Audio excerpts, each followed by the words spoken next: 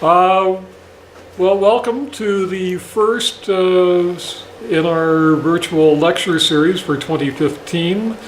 Hopefully we should be doing about 9 more. Probably again next Christmas month will probably take off.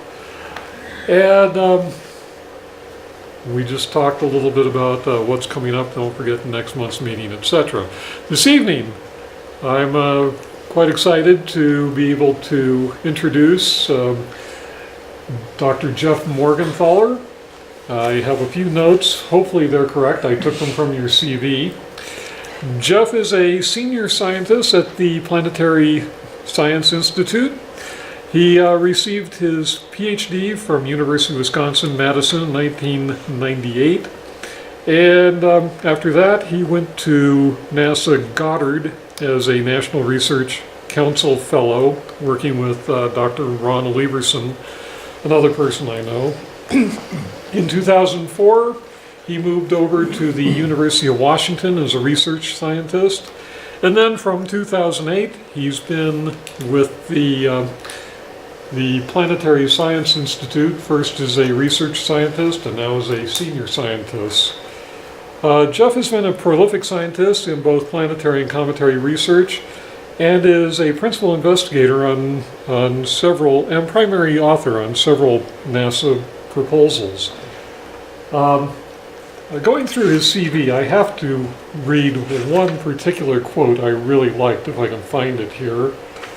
Under community service, outreach, and leadership, 1997 to present, friendly observer, answer tourist questions at the McMath-Pierce Solar Telescope Facility at Kitt Peak National Observatory. 2 weeks per year, 2 to 6 visits per day.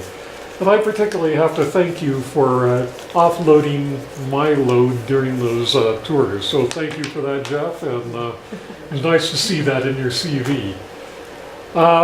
With that, I'll just say, please welcome Dr. Jeff Morgenthaler. Well, thanks. It's a pleasure to be giving a remote lecture in the comfort of my own office with my lovely dog Daisy in the background. Hi, Daisy. So yeah, I just to reflect back the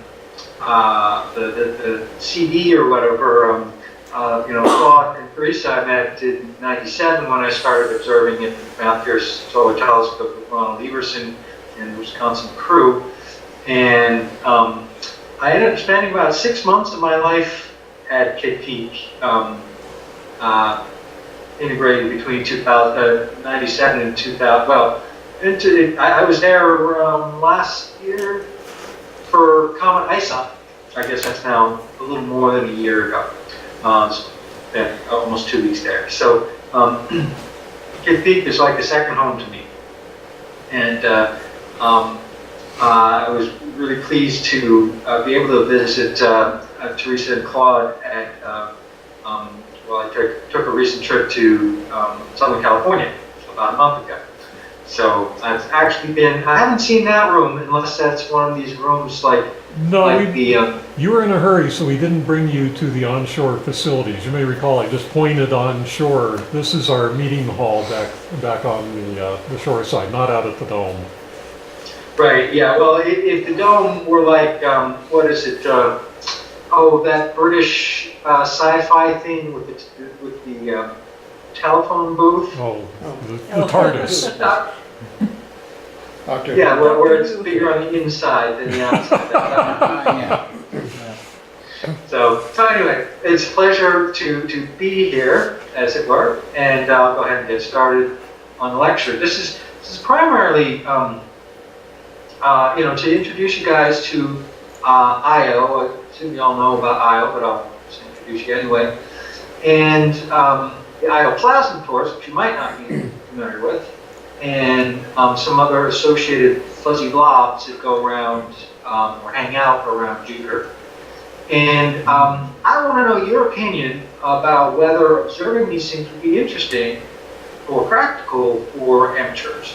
And I know there's at least one project that I have that would be pretty easy for amateur astronomers to do, and it would do me some good, and it would potentially yield an interesting result, whichever way it turns out. So hopefully I'll get to all that.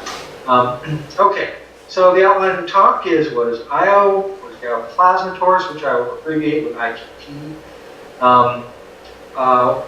What are the Jovian sodium clouds? Okay, so the plasma torus and Jovian sodium clouds are the fuzzy blobs that hang out around Jupiter. How can we use IO like a space probe? And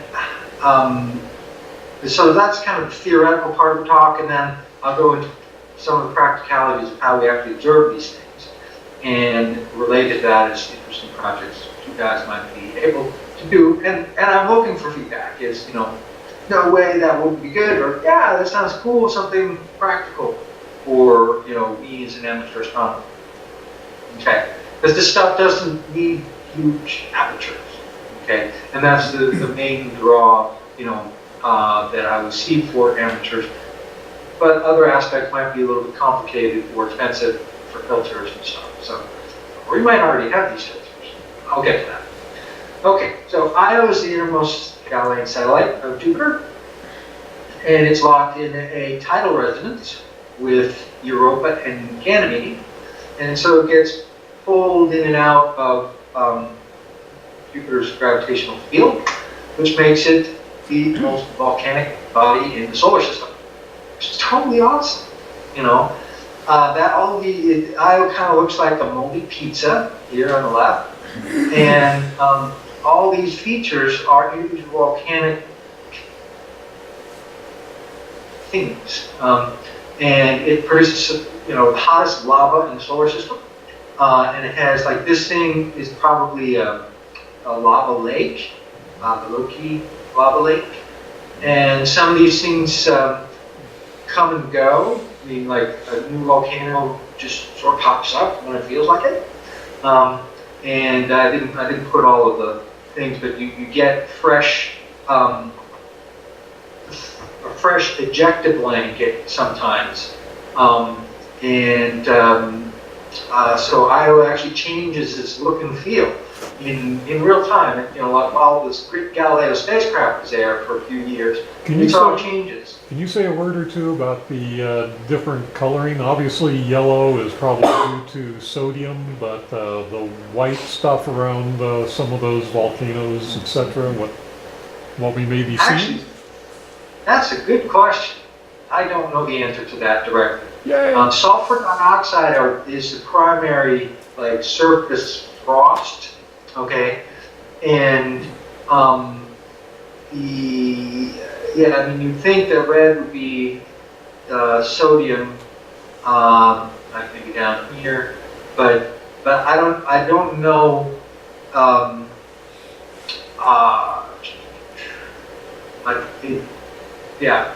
Sorry, I don't know offhand what their color coding was for this. Okay. What it's actually true color.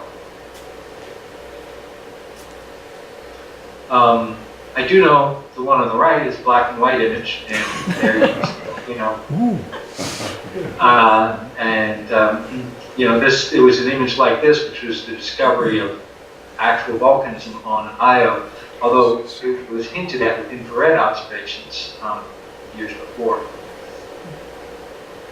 So Claude, I commit to looking up the answer to your question. Where my research primarily begins is once you get that surface, and whenever you have volcanism anywhere, you end up making an atmosphere, okay? Because the volcanic, lava basically has some bubbling rock, and that bubbling rock is gas, and that gas creates an atmosphere. And that atmosphere ends up interacting with Jupiter's magnetosphere. Okay, Jupiter has a very strong magnetic field, and it rotates every 10 hours. Okay, it's a really fast rotating Jupiter. And in fact, Jupiter's magnetic field is so strong that it pokes a hole in the solar wind that's the largest object in the solar system, even bigger than the sun, if you want to think of it that way. So this picture shows what happens when that a magnetic field, which has stuff in it like ions and electrons and more ions. Ions and electrons go past Io's atmosphere, and they can knock things away. That's called sputtering. They can ionize. An electron can ionize what was a neutral and becomes an ion. Or you can get what's called charge exchange, which is kind of like reverse ionization. This ion that was zooming along in the magnetic field all of a sudden becomes a neutral because it picked up an electron. So all these physical processes are going on around Io, and it ends up stripping stuff off of Io's atmosphere and building up that stuff in in Jupiter's magnetic field. Okay, so this is a series of pictures of Jupiter. It's in the center there, and the ions which got stripped off of or created around Io are they build up and they make this donut or torus around Jupiter. I think it should be called the Jupiter plasma torus, but I got overruled on that one. It's now called the Io plasma torus. So Io's orbital radius is where these dashed lines are, and the material, as you see, okay, Jupiter's magnetic field is tilted like ours. Okay, so what you're seeing is this sort of donut going like that as the donut spins with Jupiter's magnetic field. It kind of opens and closes as you're looking at an edge on it. And I should look more carefully and see if I'm making any sense to you guys. Am I seeing nodding heads? Okay, cool. Here, I'll make you bigger. I have a question though. Yep. The big blotch is Io, I assume, overexposed Io. Yeah, or actually it could be any of the moons, right? Because they all kind of wander through there. But what's the little bright line that appears to the left of them? Is that just a ghost? These things here? Yeah, that one, right there. I think those are stars. Okay. Oh, okay. So as Jupiter's moving across the star field, and these are 15-minute exposures, the stars blur. So, and as you see, the structure of the plasma torus is really wacky. I mean, it's cool, and we don't understand it very well. The way these particles interact in the magnetic field, we understand the basics, but there's some, like why the torus is so bright, we don't understand. Because if we do some magnetic field calculations, it should all just go whoop, and spin out, but clearly it doesn't. It's there.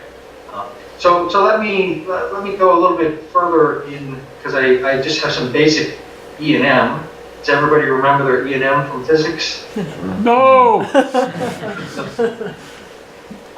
Basically, to explain sort of why these charges like to hang out in the magnetic field at a particular radius, if you understand that. That is basic. If you have a magnetic field that's going into the page, that's those X's in the magnetic field going in, and in this case an electron, so a minus Q, going that way to the right.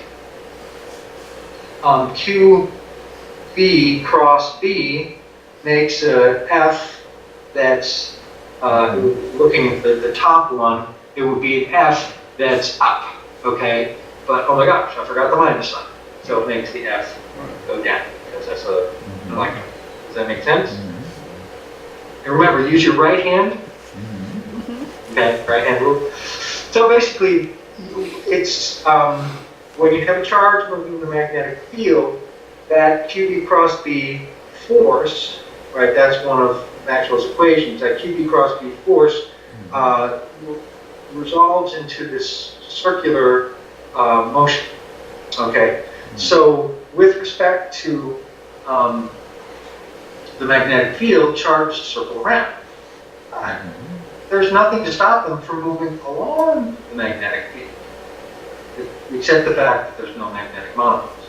So at least for a while, these charges will rotate or gyrate, okay, but then they'll also zoom along the magnetic field. Okay, now I couldn't find something at this level for Jupiter, so I found it for the Earth. You know, Google is my friend.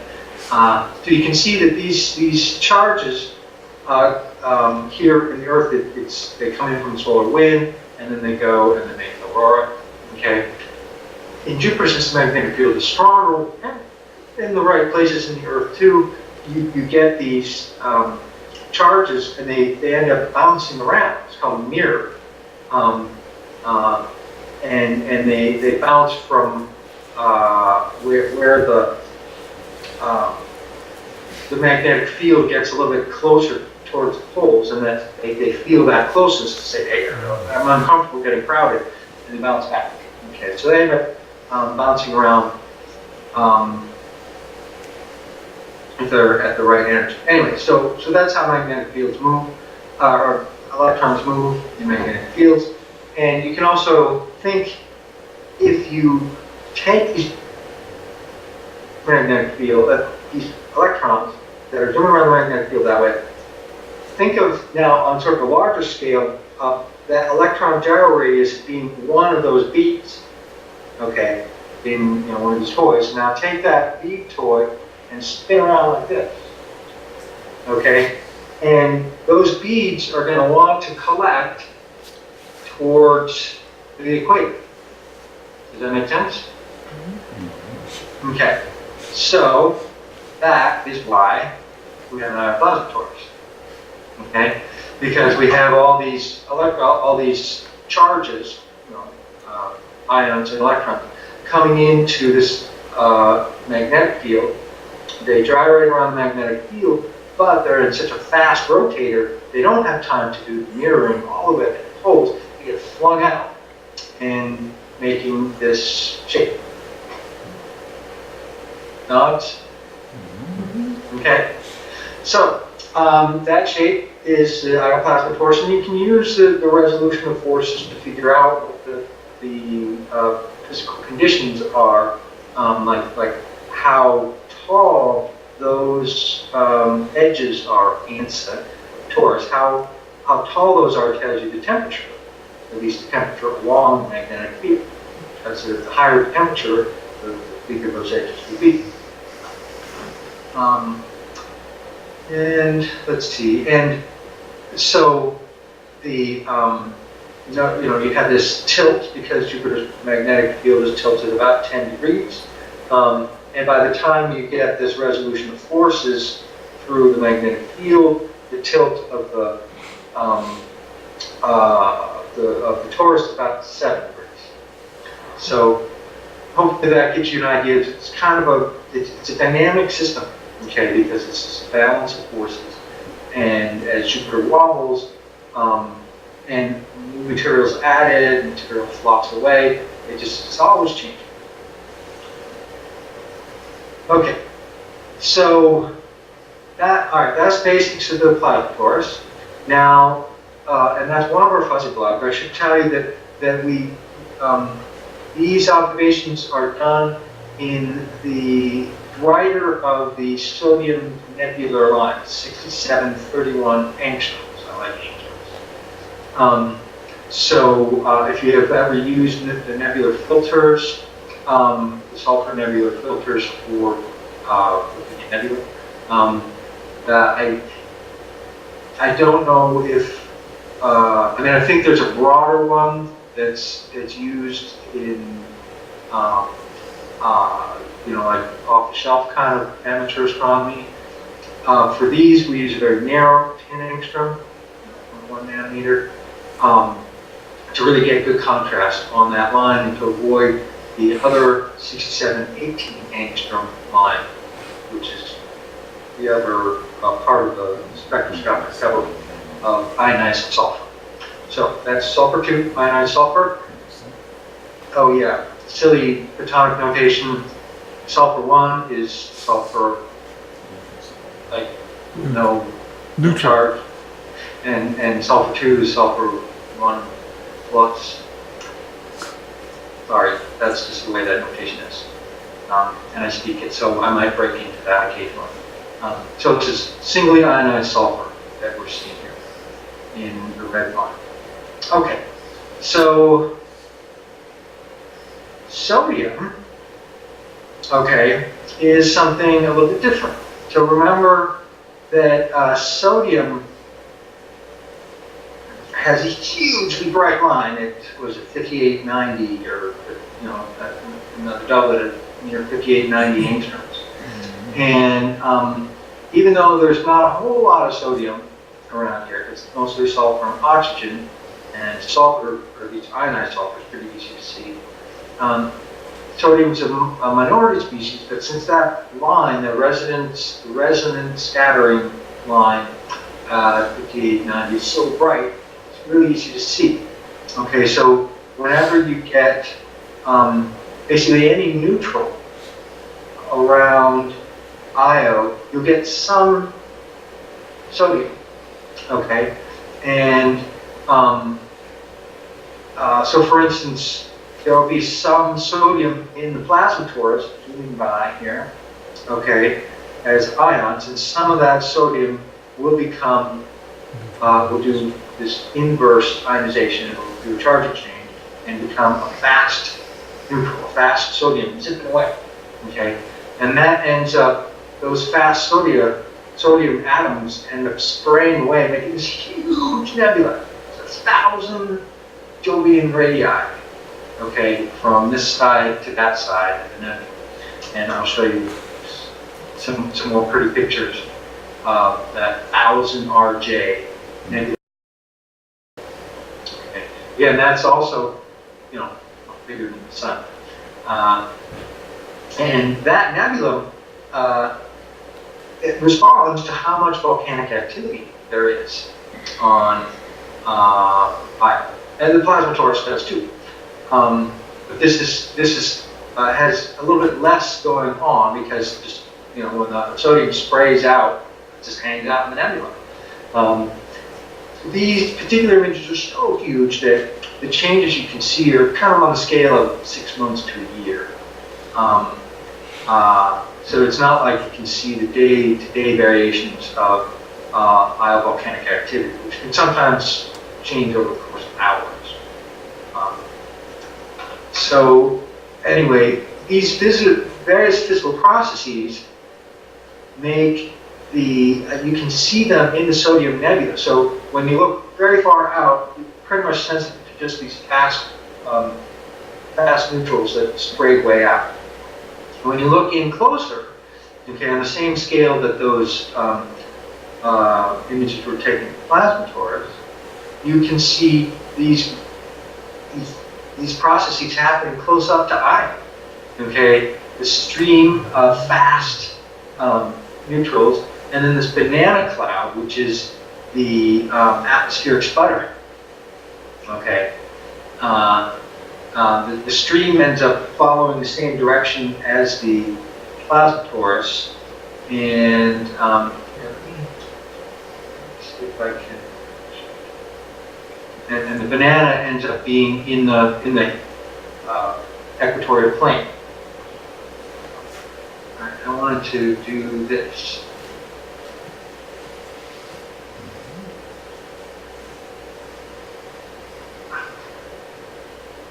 Sorry, I should. Okay, can you guys see that movie?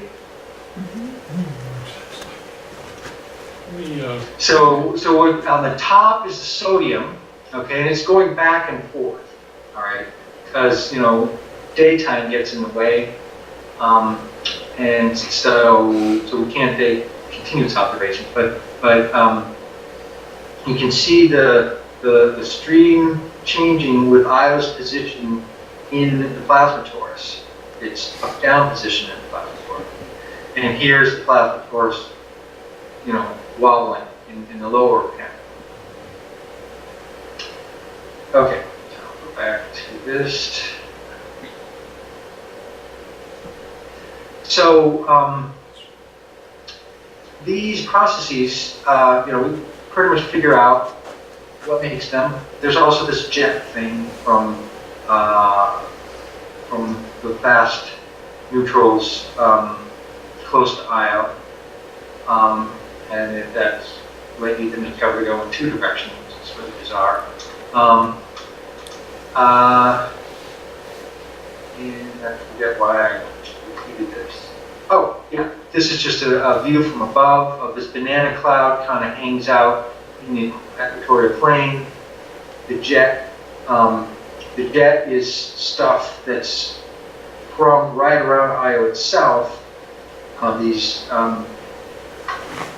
The charge exchange right around Io itself is the jet, and then charge exchange from the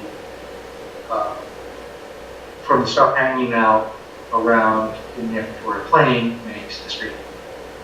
Okay, and that's from the interaction between the plasma torus and this stuff that neutrals that Io puts on. Okay, so we kind of understand most of the processes. I've shown you this pretty picture. And the last thing I wanted to talk to you about in sort of a theoretical sense is how can we use Io on a space probe? Okay, well, here, this isn't quite to scale, but Io goes around in the equatorial plane in an orbit that's not quite circular, but it's pretty close. It gets pulled in and out by Europa and Ganymede. And the plasma torus is wobbling, and because of weird electrodynamic effects, it doesn't quite center up on Jupiter. It's always kind of tilted or shifted to one side. And so because of that, Io doesn't really go through the same part of the plasma torus always. And we use that fact to determine that, in fact, atmospheric emission from Io is sensitive to how dense its environment is. So it's like this little plasma probe that lights up when there's more plasma, or more dense plasma. Okay, so here on the left is Io's atmosphere from the Space Telescope, and it's lighting up because there's stuff from the plasma torus hitting it. Okay. What's the period of Io's orbit? It's about a day and a half. Okay. So yeah, here's the scale of these two things. So the atmosphere hangs out, not far above, but you get these extra bright places on the limbs, sort of the ears, and that's from the specifics of how the electromagnetic disturbances run in Jupiter's magnetosphere. When particles come by in a magnetic field, they essentially do this mirror ratio thing along the magnetic field that way. And when they come screaming back, they're hitting Io in this direction. Okay, so that's why its ears are brighter, because that's where it completes the circuit most effectively. In any case, the whole disk of Io lights up and gets dimmer based on whether it's more or less dense in the plasma torus, plasma density. Okay, and we've seen this. This is some of the work we did at the Solar Telescope over the years. I'll describe this a little bit more later, but basically we can look at the brightness of Io as a function of time. This is actually magnetic longitude, but that's basically time because Jupiter keeps spinning. Io's brightness varies considerably over time, and we see a basic trend with this model, this round thing sort of model of kind of how we think Io's, the plasma torus is based on all the measurements that are available. We made this sort of basic model, and it kind of follows that. So that's how we said, okay, density, Io's brightness follows density. But then there are these other times where it goes wacko. All right, and I'm just writing a paper now that shows that these wacko times evolve in mysterious and variable periodicity that's a little bit slower than the Jupiter's magnetic field rotation rate. And I think it has to do with with basically not plasma waves exactly, but material going out from plasma torus and then magnetic flux coming back in and triggering these electrodynamic waves, which are the same ones that light up Io's ears, basically. But they also do things to the plasma torus to heat and create another density wave. So anyway. Is that something similar like Alphen waves in the magnetic field you're talking about? I got a little lost in that. Yeah, I probably shouldn't have mentioned that because I'm still trying to figure it out myself. But basically, I like to think of it as a game of catch and throw. When the plasma torus gets good and dense, it throws out, it's just centrifugal force, basically. It just throws out a blob. Okay, and that goes across a section of space that's received a lot of blobs and isn't rotating as fast as the rest of. So you're saying it's kind of hits a threshold and then that stuff is able to escape, so to speak, for a bit. Right, it escapes, it slows down a little bit on the way out, and it gets out to sort of critical radius, and then the magnetosphere says, hey, wait a minute, I'm missing something here, because it dragged the magnetic field out with it, and that magnetic field has to be replaced. So magnetic field from further out, where there isn't as much material, comes in. It's called flux tube interchange, okay? And that incoming flux, or flux tubes, don't have much material, they have just enough so that when they move, they heat that material. And that hot material comes crashing back into the plasma torus and heats it out and ionizes the material. And those ions become the next wave, the next blob that goes out. It's like throw and catch. And with a little bit of a phase lag through this place, the part of the torus that's slower. So anyway, and these lumps tend to evolve in this slower phase. Okay. So anyway, we've had these different ways of probing the torus by taking pictures of it in ionized sulfur, and we can also look at doubly ionized sulfur too. There's a 9850 angstrom line, so that's practically infrared. And then spacecraft can look at sulfur and oxygen lines in the ultraviolet. And then if you have a good big telescope, you can look at oxygen from the ground as well. So anyway, but the spectroscopy that leads to these measurements does take at least a meter class telescope. But the calibration of this doesn't need such a big telescope. And I'll show you that in a little bit. Okay, so anyway, these bumps and wiggles tell us about the density changes of plasma torus. Using Io's little point probe, basically. Okay, so now you can relax maybe because I've finished with the theoretical, the torus and this wobbling thing. How do we actually look at it? What kind of fun toys do we build? All right. So first of all, in order to look at the torus and sodium clouds, we need a coronagraph. Okay, and this isn't a solar coronagraph, it's a Jovian coronagraph. Basically, instead of having an occulting disk that's as big as the sun, you could make it an occulting disk as big as Jupiter, but then you don't get that nice picture of Jupiter in the middle of your image, and you don't know exactly where the torus is. So what you do is you use what's called a neutral density filter, which is basically a sunglasses. ND4 works well. 4 orders of magnitude attenuates Jupiter, and the torus, or the clouds, the cirrus clouds, poke out on either side. Okay, so the cloud here, this is looking down on your entrance of your telescope, and so changing that to looking across that neutral density filter with the telescope beam coming down here. You have to focus the telescope beam on the neutral density filter so that the image of Jupiter is an image of Jupiter's attenuated, not the light. Otherwise, you'd attenuate everything. You'd have Jupiter right at the focal.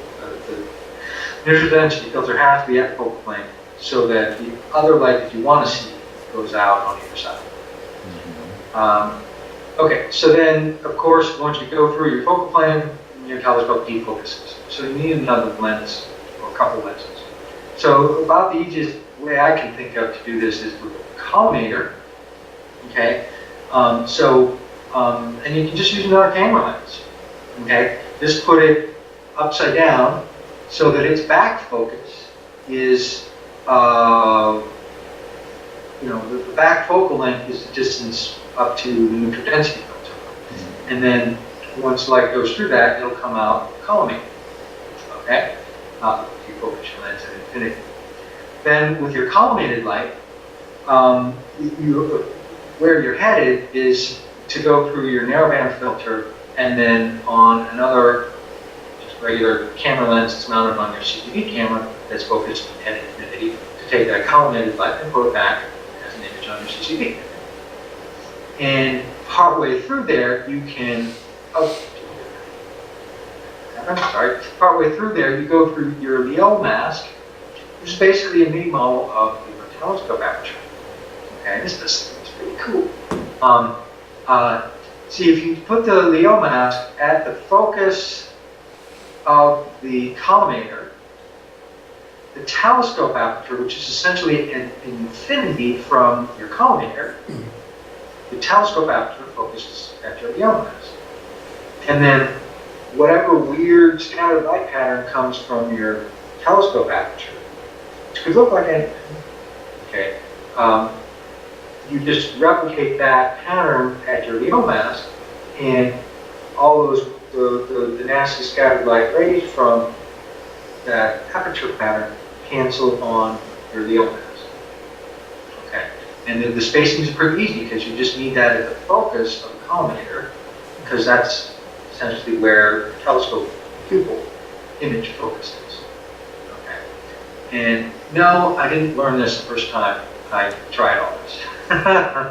It took a while for me to actually understand where all the various foci are, this kind of stuff. So anyway, probably the hardest part of this is the narrowband filter at 6731 angstroms or 9850. These are narrow, and it costs like $3,500. But there may be certain observatories nearby that have something to borrow. I don't know.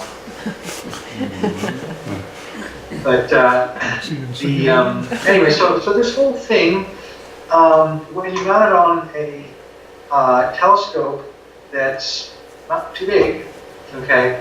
The telescope here is a 40-inch or 40-centimeter telescope, so this is, 16, 20, I don't know. It looks like a Celestron or something. I don't know. a telescope as small as 12 inches has been used in this configuration. Basically, you have your telescope focuses on your neutral density filter, which is about here. Okay, and they tilted it a little bit so that it didn't get nasty ghosts. And then collimating lens is here. The yellow stop is probably in here. And then this, you see that filter? That's on like a 3-stop filter wheel here. And then here's the camera lens on your just regular CCD camera. So this is a setup that's at Haleakala, run by the Japanese group. Professor Kanto is the charge group, and they've done a lot of great work over the years with this setup, various things.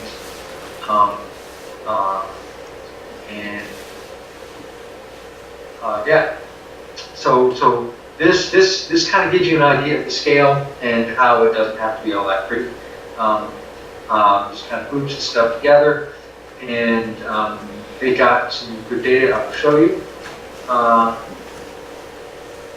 Here's another example of a chronograph. This one is sized for a 1.5 meter telescope. Here's your backwards camera lens. So the camera lens is mounted, bayonet mount, or whatever that mount is, at mount, up, facing down. And then this little shelf here with this sort of brass nut or whatever, that's the Leo mask, and so it's a way of, you can, the Leo mask is basically just a pair of crossed wires with a dot in the middle, not to match a standard spider for this particular telescope it was attached to. So with this shelf goes up and down, and the Leo mask can twist, so it's adjustable. You just take images that the light's going down. Here, this is a filter heater, because when you have very narrow band filters are sensitive to temperature, moving with the central band passes. And then below this would be where the CCD will go with its own. So basically you have two camera lenses facing each other with this Leo mask and narrow band filter. Pretty simple in terms of overall themes. Does everybody get the idea of the Leo mask here, what that's about? Basically, but what would happen if you didn't have it? Mind if I take that one? Go ahead. Of course, you'd get a lot of scatter due to the diffraction in there. If you have any images like you take with your system, you'll get the diffraction spikes. Those diffraction spikes can be very bright compared to what he's trying to image, the IO torus. So by making an image in the center of the it's gone.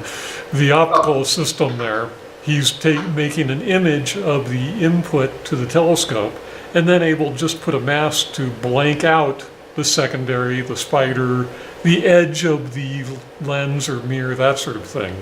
So it just takes out those bright diffraction features. If you had just a Schmidt-Cassegrain, what you'd want is you'd just want an iris that would cut around the very edge of the mirror and something that would blank out the secondary. For you, you'd want something that would also then blank out the spider diffraction. So the spider diffraction is much more objectionable in this setup than yeah, when you're trying to see something that has very, very low contrast, those diffraction spikes. Remember Jupiter he had blanked out, but the diffraction spikes of Jupiter be shooting out from that. Yeah. Okay. Yeah. Okay. So you don't want Jupiter's scattered light is one thing that we have to deal with, but you can't get around that. The diffraction spikes, you can. So this telescope had standard spider, okay? There are no diffraction spikes, not even on the stars, okay? They're completely erased by the Leo mask. So, if so you're it's imaging really optics with the Jupiter. Leo mask, Yeah. You're worried about Jupiter. Right. Jupiter is hugely bright compared to the Yeah, very right. faint. You can even see the moons are blown out in those Oh, sure. compared. Okay, that explains it. Okay, Yeah. thank you. Okay, Sorry. thanks. Okay. So, all right. All right, so this would be, for, in terms of building something and deploying it and all that would be ambitious. This was done as a postdoctoral project by Nick Schneider, who's now a leader in planetary science, John Trager, who is a brilliant instrument designer, came out of Wisconsin years ago. They made this coronagraph and put it on a 1.5 meter telescope, and this is still the best data that's ever been taken. Okay, and so you can see all the beautiful structure and all that. At the West Auxiliary on Mount Pierce Solar Telescope, which is a 0.9 meter telescope, these are the images we got. And for a long time we wondered, where the heck is this scattered light going this way? Okay, because there's no central thing. The Mount Pierce Solar Telescope is just mirrors held from the outside. Okay, and so we thought it would be so great because our LEO mask would be simple. It's just an aperture that matches our telescope mirror size.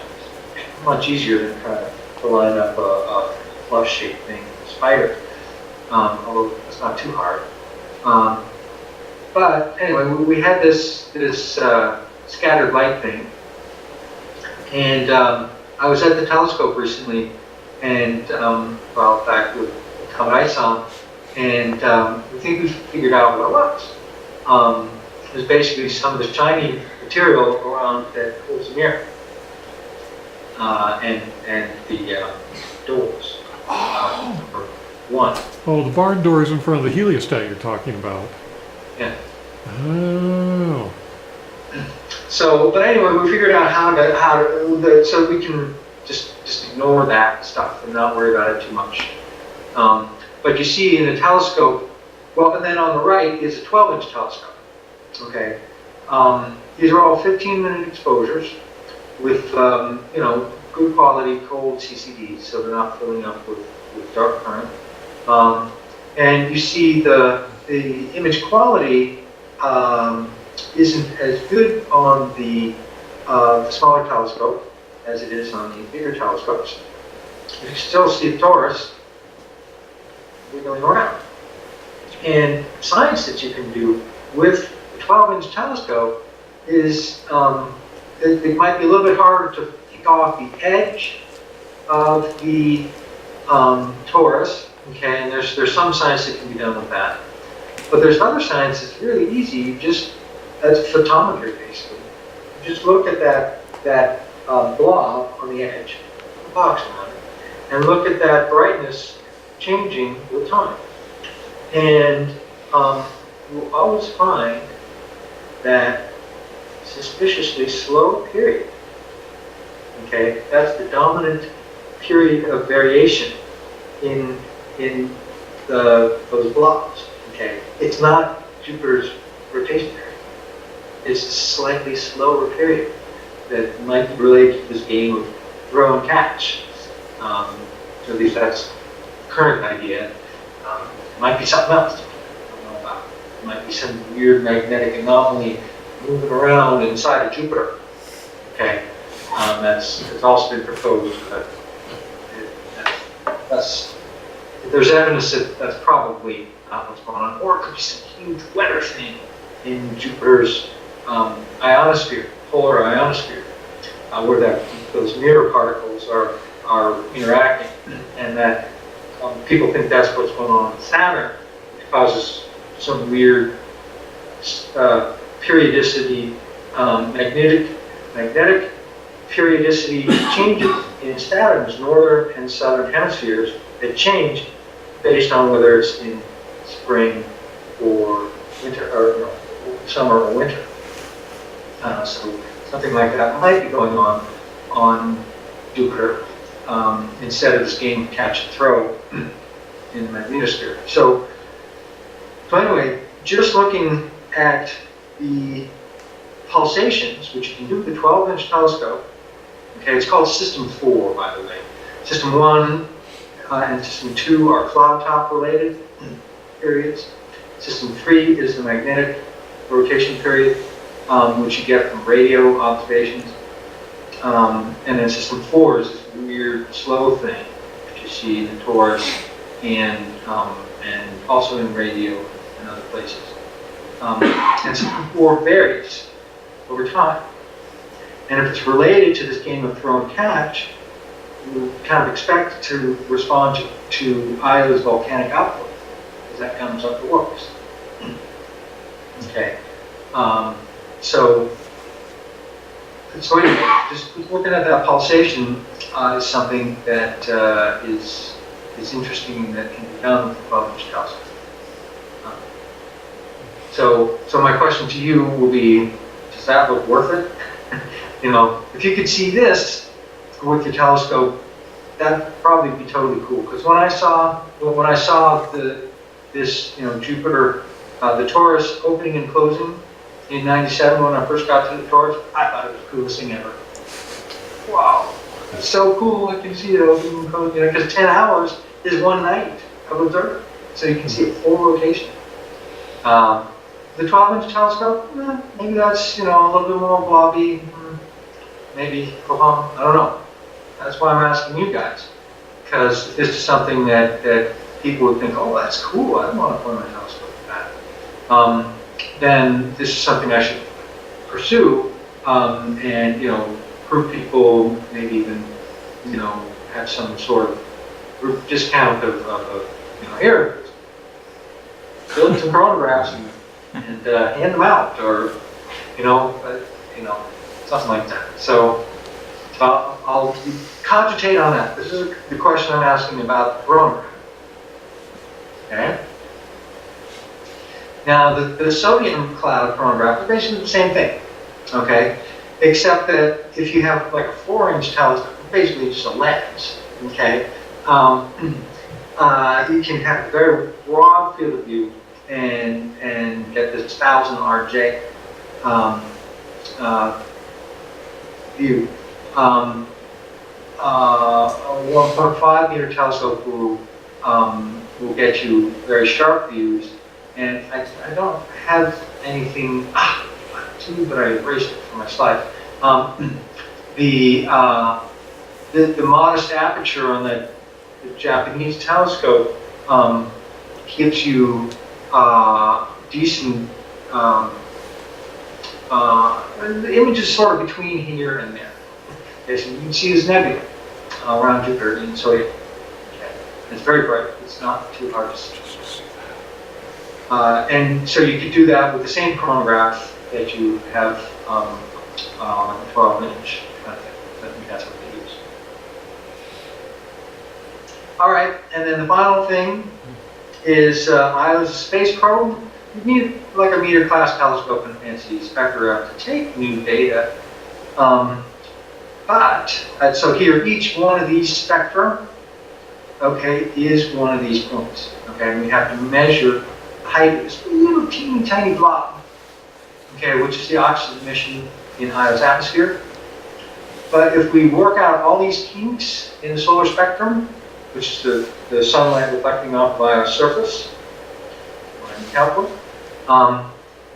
if we work out all those kinks, they're all well known, and spectrograph at Kippy, at the solar telescope on Kippy, was well behaved.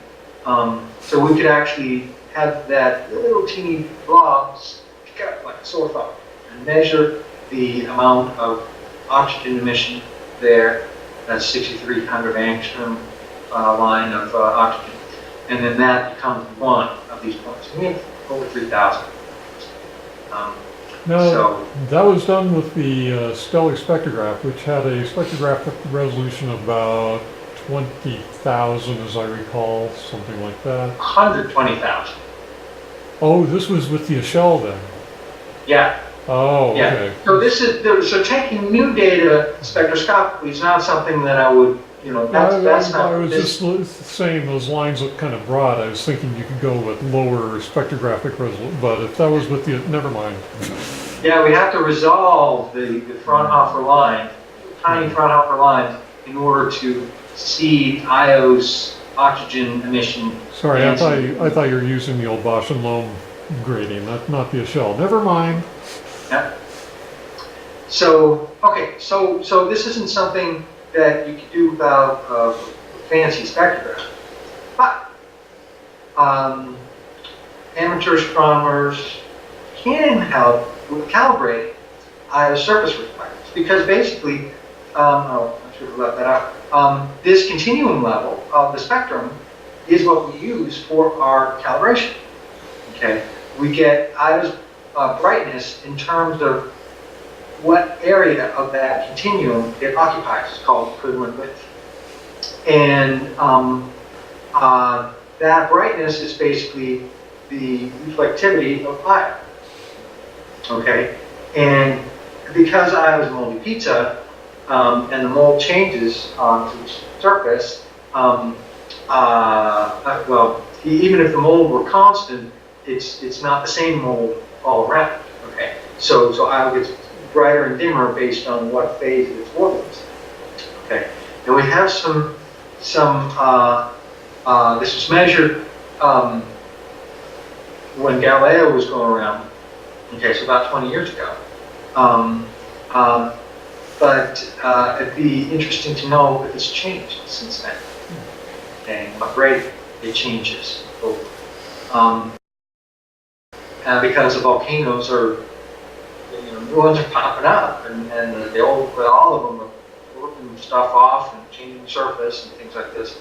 So, certainly some of the stuff will happen over geologic timescales, but and other things happen very quickly. But there may be subtle changes that happen on timescales, so years that we can measure.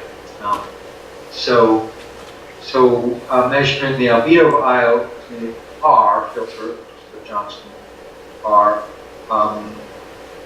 would be something that's not too hard at all, and something that would be helpful figuring out. Because we really want to have a good idea of where these points are, so that we figure out what these blurbs are doing in Io itself, in planet force, right? And so we need the calibration as a function of which face of Io is facing us. Okay. So yeah, I already said all this, and my question then, so you've had a little bit of time to think about this. Is any of this, in your opinion, practical and desirable for amateur astronomers? Is it way out of reach? Is it easy, boring, whatever? This is sort of what I'm looking for. It's cool for me, but that's what I get paid for. Comments? I'm biased, folks. I would like to learn. Teresa, comments? I think it would be interesting. I think for a lot of amateurs, the cost of the narrowband filter would be an issue, and they may need help or guidance for building the Leo filter. Leo mask. Mask, right? Leo stop. The other option is, of course, the photometry. He's just talking about a single, when he said an R, that's just a red filter, a standard bandpass red filter is what that's meant. That would be fairly straightforward. The other thing that sounds like it'd be difficult for the amateur would be building an ND mask, the occulting disc, or in your case, it looked like an occulting strip. How was that done? Was that a custom filter that was coated with an ND filter and then a mask pulled away, or? Actually, the way we did it at the 0.9 meter, since the plate scale was so huge, we just used a regular ND filter that you can buy from, Edmunds. It's just basically just dark blacks. And then, because the full ND filter is like 2 by 2 inches, Yeah. and we only wanted like a 1 by 2, like microscope slide size, we just, scored it and cracked it. That was it. And we put it in a holder that for us at the solar telescope, we put it in a holder that was at a 45-degree angle, and we used the light bouncing off the front surface to go into a guide system. And then the light going through was what went into the chronograph. And part of that we could get away with because the focus is so slow at the solar telescope. We could, for a more standard telescope, you just take a smaller chip of that because it's still smaller, and then you probably lay it flat or just slightly tipped because you want to. I was thinking for a typical amateur telescope, the plate scale may be small enough to where it might be difficult to put it in, get an ND small enough in there. It might be easier to just make a true occulting disc and stick it on something. I'm not sure how. The problem with an amateur scope would seem to be the thickness of a standard ND filter, which is typically a millimeter thick. Could be a problem with the edge effect there. The plate scale is just really small, so it might be easier just to mask out Jupiter than to try to really attenuate it. Right, that's a good question, and I don't know. I haven't seen. Okay, so here's a Japanese telescope, which is basically an amateur telescope, and I'm not sure if they have some sort of. It may be that this part, which is a little bit longer and has more stuff in it than I. I assume this thing up here is at the focus, and it's the neutral density filter. But maybe they have some sort of image magnification thing there, system, so that their neutral density filters maybe. Or they might have had a custom filter made. I could see that if you ordered a custom filter that was a coated like a metal filter, you could coat it with a mask on it and then pull away the mask, which would only then leave a very small coated area and the rest being uncoated for the passer or something like that. Something I've given some thought to in the past for other purposes. Cool. Well, remember what I did for Potter. Yeah. I think if the neutral density is difficult, you also can't just use a block to block the lights, the Jupiter. You don't need the neutral density filter. I'm sorry? I think if you already think neutral density filter is an issue, you can use a block, just block in the focus plant, block the lights of the Jupiter. You just That's what I was saying. I think would be a lot easier to be some kind of a probe or something that would be opaque as opposed to trying to get a really teeny filter in there. I think for the normal telescope, the size may be also very small. But I want to look is without the narrowband filter, what's the image look like? With the narrowband filter, what is? Yeah, if you without just use the red light. Oh, the question was if you were not using a narrowband filter but a broadband filter, what would the image look like? Okay, so basically what you're fighting against in the image is sodium you might be able to see it a little bit better, but you're fighting against the scattered light of Jupiter. Okay, and so the scattered light of Jupiter makes this haze around Jupiter, and the narrower your filter is, the less of that haze comes through spectroscopically. Okay, your emission line from the ionized sulfur is going to be the same either way. Okay, and so if you have a lot, I mean, picture like the area. Okay, I'm drawing a spectrum with my hand. Okay, this might be dangerous. You have the scattered light of Jupiter is basically a continuum source. Okay, so here's 0, and then this continuum source goes, to high and low wavelength. And then you have this emission line, which is your sodium or your sulfur feature. Okay, and whatever has more emission in it in your filter is going to win. Okay, so the broader you make your filter, the more area you get from your haze, and you'll end up just having big white washout, basically. So just Jupiter with scattered light. And It's you won't almost- see any- It's almost analogous to those of us that have looked at the sun through an H-alpha filter, seeing the chromosphere. We're looking in white light, the chromosphere is still there, but all you're seeing is the photosphere because of it is broadband and emitting across everywhere as opposed to isolating the one line. Almost sort of an analogous idea. Yeah. So you want your filter to be as narrow as possible to just hug that line so you get the maximum contrast. And you see when you succeed, it just stands right up. But that is an expensive component to get something that's that narrow. And you were saying that near the beginning of the talk, some of the nebula filters would possibly isolate at least some of this line. Yeah, I mean so sodium, I think, sulfur. There's a sulfur nebular filter that comes in set.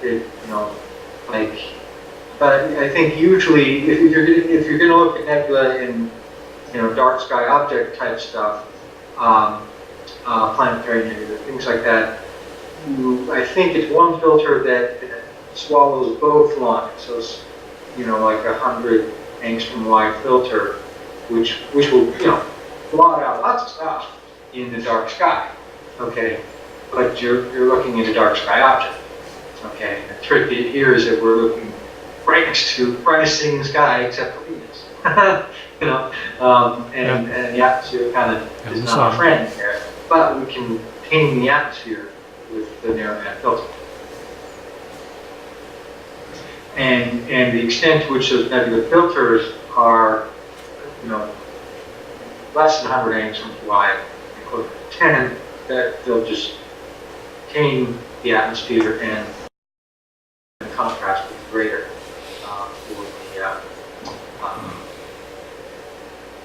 for the torus line. There it is. Comments? Questions?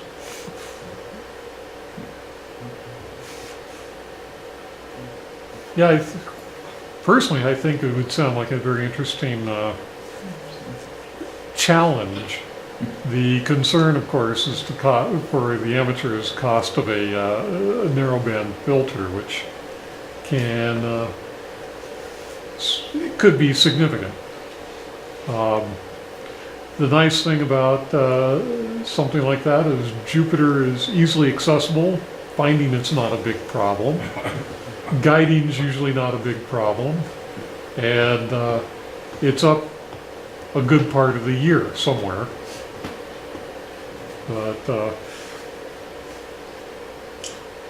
if you have a big enough telescope, you have lots of other projects to work on. Right. Well, that's part of if you have a large telescope, your image quality will approach something what you see there, but you might be looking at other things that look nicer to you, and that you don't necessarily have to invest as much to get. So I mean, it's maybe this would be characterized as a project for the bored amateur astronomer. The bored and rich. And this is something, I don't want to put, I don't want to assume that because of this, that, or the other thing, something should be unattractive. This is what it is. I want to lay it out there, and if anybody raises their hand and says, "Wow, it's totally cool," and that's great. Because I don't necessarily trust my perspective as a professional, because I'm biased. I do have a telescope of my own, but I don't invest the time that you guys do in using it.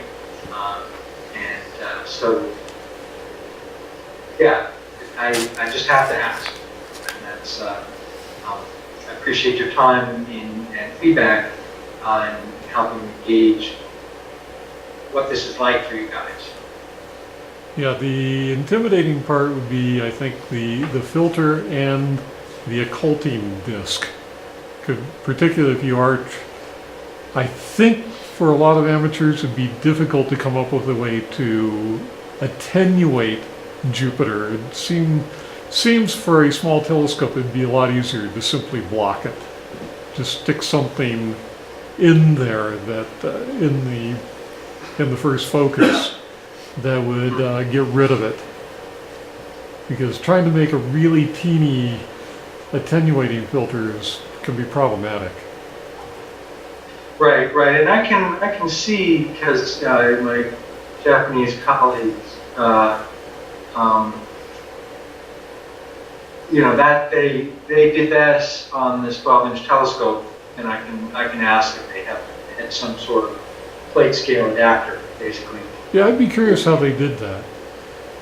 Whether the other thing you could imagine is if they had an occulting disc, a finger that could flip in that's opaque, and then just momentarily flip out at the end of the integration. So instead of having it a attenuation, have something that just allows you to integrate over the torus, and then take a very short integration on the planet itself. They could have done that, but I think I seem to recall they did the neutral density thing because they wanted the full calibration. Basically, the nice thing about, at least from a scientific perspective, using a neutral density filter like this is that you get, your astrometric and photometric calibration right there. So if it gets a little bit cloudy or opaque or whatever, who cares? It's all right there. This is some of the easiest scientific observing to do because you just put your telescope and you get it right there. And similarly, our observations of Io are self-calibrating on that continuum. Okay, and Io's changing albedo as a function of phase angle. You need to keep track of that. We had that measurement from Galileo, checking it from the ground might be good. I found an old paper just as I was preparing for this that has a ground-based observations of the albedo variation, and they were wondering, gee, why does Io vary so much? And why is it so patchy? And it was before volcanoes were discovered. So anyway, I'll actually, what I should probably do is compare that measurement to the Galileo measurement, and then, I had a student at the University of Maine here who was going to do that project of doing the albedo of Io, and he's dropping out for a while because his dad's sick, taking care of family matters. And wanted to tell a funny story about photometry. So I was at Kipkeegan November 2013, and there's this elderly man at the table eating night lunch, and I introduced myself as Jeff, and he says, "Oh, I'm Arlo." Arlo Lando? And he said, "Yes." And so he's like in his 80s. And, you know, Arlo Lando, the Lando standard stars, these are like photometric standard in Skyler. And he spent his entire life basically observing these stars and doing absolute photometry on them. And finding that actually most of them are variable. So none of them are perfect. Okay, but basically what he does is measure the quality of the atmosphere. Because if the atmosphere is really photometric, you know, you can measure the same star all through the night, and it responds, you know, the way you expect based on the air mass relationship. And so I was very, very honored to have met him. You know, it's just, but then I mentioned this to one of the old timers at the Planetary Science Institute, actually one of our founders, Don Davis. He's on one of the co-authors of the paper that this current moon formation mechanism, a Mars-sized object hit Earth straight off the moon. And from his perspective was, "Oh, is Arlo still up to that?" So anyway, there's the perspectives of two different generations there. But yes, Arlo still is up to that. He is still actively working at finishing his maps of the sky and getting good calibration stars everywhere. He was down in the southern hemisphere recently, you know, so that was my famous person story the last time I was up there. Okay, if any questions come up over this over the next several days, can I pass them along to you? Sure. Okay, well, if there's nothing else, I guess we will, again, thank you so much for taking your time to chat with us. Is that the last of your slides? Are we? Yes. Oh, okay. Well, I didn't want to jump in prematurely, but Jeff, thank you so much. We really appreciate you taking your time and speaking to our small group here. And I don't see any more comments, so.